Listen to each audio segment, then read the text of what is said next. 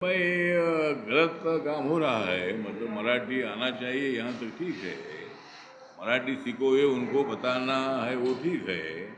लेकिन दादागिरी करना, उनको थप्पड़ लगाना, ये बात अच्छी नहीं है। मतलब मुंबई में रहने वाले लोगों को साथ इसी तरह की दादागिरी करना ठीक नहीं है। जिन्होंने इसी तरह का थप्पड़ मारा है उनको ऊपर पुलिस एक्शन हुई है, और ये दादागिरी हमारी सरकार नहीं चलने देगी। हमारा कहना है कि माननीय बाला साहब ठाकरे जी ने शिवसेना का स्थापना किया, तो मराठी लोगों को, स्थानिक लोगों को न्याय मिलना चाहिए, इसके लिए किया।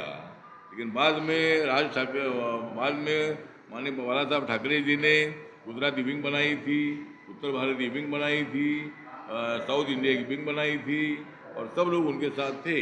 तो इसीलिए ये जो उद्धव ठाकरे और जो राज ठाकरे जो काम कर रहे हैं, ये बाला साहब ठाकरे के विचारधारा के खिलाफ इनकी भूमिका है। इसलिए हमारा कहना ऐसा है कि भाई ठीक बात है, मराठी का हमको भी प्रेम है, हम भी मराठी है। दादागिरी करना ठीक है ना, और दादागिरी आप भी कर सकते हैं, ऐसा नहीं है। दादागिरी को दादागिरी का उत्तर दिया जा सकता है, लेकिन हम मुंबई को शांत रखना चाहते हैं।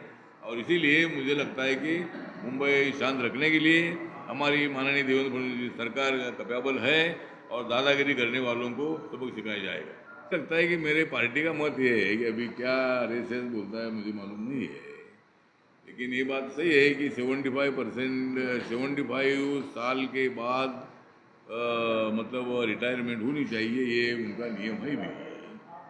इसीलिए लेकिन मेरा कहना ये है कि अभी मोदी साहब के नेतृत्व में सरकार आई है, सीटें हमारी कम जरूर आई। यहाँ राजस्थान में 25 सीटें थी, उसमें 13 सीट शायद बीजेपी की आई, 12 सीट कांग्रेस और अपोजिशन की आई। महाराष्ट्र में भी हमारी खाली 17 सीट आई, दूसरी 31 सीट उनकी आ गई, मतलब अपोजिशन की आई। लेकिन दिल्ली में 7 की 7 सीट बीजेपी की आई। हरियाणा में भी 10 सीटें, उसमें 5 सीट आई। मध्य प्रदेश में सभी सीट आई, तो ठीक बात है, तो वो तो विषय अलग है।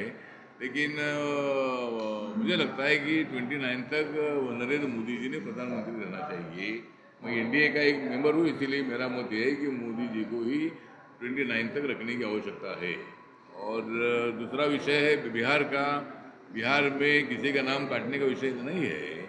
इलेक्शन कमीशन का और बीजेपी का कोई संबंध नहीं है, सरकार का कोई संबंध नहीं है, वो इंडिपेंडेंट बॉडी होती है। और वहाँ कुछ डाउट ऐसा है कि बांग्लादेशी लोग भी अपना वोटर का नाम उसमें डालकर वहाँ ब्लैकमेल कर रहे हैं। इसीलिए इलेक्शन कमीशन ने ये निर्णय लिया है कि उसका बर्थ सर्टिफिकेट जो है, बर्थ सर्टिफिकेट उन्हें दिखाना चाहिए, उनका जन्म कहाँ हुआ है।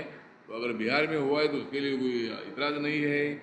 लेकिन अगर उनका बांग्लादेश में अगर जन्म हुआ होगा तो उसको वोटिंग का अधिकार नहीं होना चाहिए। अगर उसको नागरिकता उन्होंने ली तो अलग बात है, लेकिन ऐसा ही अगर ले लेता होगा। इसीलिए मुझे लगता है कि ये विषय है, ये कोई अपोजिशन का वोट काटने के लिए बिल्कुल नहीं है।